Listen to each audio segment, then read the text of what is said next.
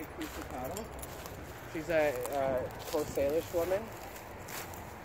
So she's part of one of the Stolo groups. And so this is part of her area that traditionally for migration, and just, you know, there was areas where everyone traveled, so she's concerned about the ecology, so that's why I'm here, and, you know, whatever's happening with this too. So, as I was saying earlier, this looks like a result of old age and slumping, wear, weathering, and the effect of the English ivy having grown on it. And you look around the side, there's some really thick English ivy that's grown here. So if this was a culturally modified tree by definition in British Columbia, it's the wrong tree, but there'd be evidence of either bark strips being triangular or rectangles, or there could be chopped holes, some age, they would test one. If you look at the golf course in Stanley Park, the little thing jump. What was that? You know, pitching putt? Yeah, there was actually a test hole in a western red cedar quite some high up. You can see it. So you're going to find the evidence of the manifestations. And western red cedar, Cusatado, is an incredible tree. As I was saying, if you strip the tree and leave it, and it remains healthy, like weathering your animal bugs, the scar will heal with time. So you'll get crevices, but there's none of that here. And the thing is, they would modify these trees when they're quite young, right? And by that means 20, 50-year period. So if this tree is quite old, I mean, nobody's going to come in here and remove this. There's no reason for it. And I don't know how fast these trees grow. I bet you it grows pretty quick, right? So, yeah, so one of the things too is, as we're concerned about, is habitat, because without stumps like this is what insects live in, and then that feeds the birds and stuff, so, you know, it's important to a lot of life here. Yeah, I can only speak to what I see there, and that's out of my scope, right? So you think it's maybe, do you have any idea how old that tree is? Just you have to do a core sample to really... Well, it's dead. I think it's dead. Oh yeah, it's dead. Yeah. So it's really hard to determine how old it is if you don't know the age of death, right? Yeah. But we have a giant sequoia right in front of our park board office, and I mean, it's big.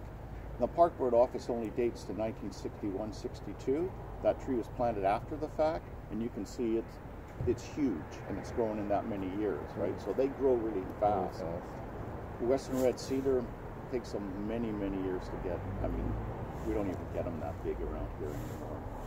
It's just, they brought giant sequoias up from California, and they stopped making them. Their normal range is in the Sierras of California. Oh, I see that one's tagged. That tree.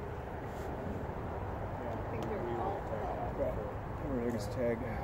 So do you have any other And sorry, I'm Trevor. I'm Trevor? with Diamond Head. I'm the arborist. Oh, okay. So, I would like to be in touch.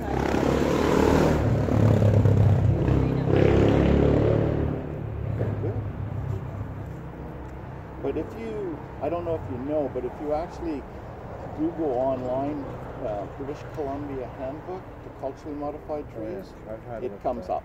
And that gives you the whole process and explains what they are, what the scars look like, what the use is. I've done some tree coring and some work with archaeologists up in, there's a yellow cedar forest above Port Mellon. Oh yeah. And it has, and in fact the bears started making holes in these, and they found they were 500-600 years old. But the bears make caves in them, and then now it's a bear den area. Who was that? Was that with, do you remember who they were? There's a couple different archaeologists that did it. I don't remember their names, but one of them actually was horrible. They actually cut down the 7 to test them. They cut a slice of them out, and they cut them down. The ones in the riparian area. So it's like, very sad to see this, because they want to push together the logging, and then they're really trying to erase all of that evidence of the people. And the loggers say, oh, the people never walked up there. They never walked that far up. They're lazy. You know, stuff like this is really interesting. That case, when I worked with the New Channel people on the west coast of Vancouver Island, foresters used to call bark strip cedars cat faces. Yeah, cat right? face. Yeah. And if you go to Tofino, I remember that. there's Cat Face Mountain, and the reason it's called Cat Face Mountain is because the whole mountain was at one time stripped, right? And the loggers see it as an impediment. Oh, this is ruining the tree.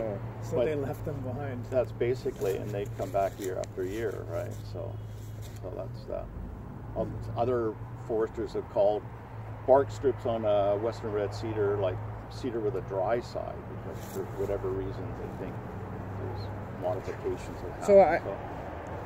So not to interrupt you, no, but so I sat with Quetzal this morning and we went over some things that need to happen here, and I just want to bring up this could be a super awesome project. There's some room here to do some prototype building, some different types of building. You have to understand that the process is on the way here with this. I do. And there's no reason we can't have a redesign. And what we were thinking was putting this out to schools and universities, other architects, and making it could be really a good thing. And we need land in the city. And as part of reconciliation, the land needs to be going back under some type of First Nations structure that can't be sold off, that no one can be using it for, but it needs to be left for the animals. And I realized this was a mess. So the way we figure it is that the city needs to compensate the developer for the cost for remediating the blackberries, the rest of the garbage. There's probably some more work here, getting rid of all this trash and stuff. And there's no reason why Cressy couldn't continue to remediate these buildings. But Patricia would like to see, or Quetzal would like to see half the scale of housing. The 100 and whatever it was a lot, but just scale back. But it's got to be in line with the nature. And I don't know about saving this heritage house personally. That seems like a waste of money. And then the federal government has a responsibility to buy this land back off of the owner at whatever they need to be compensated, and they will pay. They will pay for it. So the city, is going to have to shoulder a bit of the, for compensate for the cleanup, I think, because all the garbage came from the city, the people and the whatever. So yeah, and there needs to be more information out there how the land transfers work between the City of Vancouver properties and the Public Land Trust, because this area, which is the heart of Cedar Cottage, it said so on the Vancouver City website, Commercial and 18th, this is the heart of Cedar Cottage right for the here. Cedars.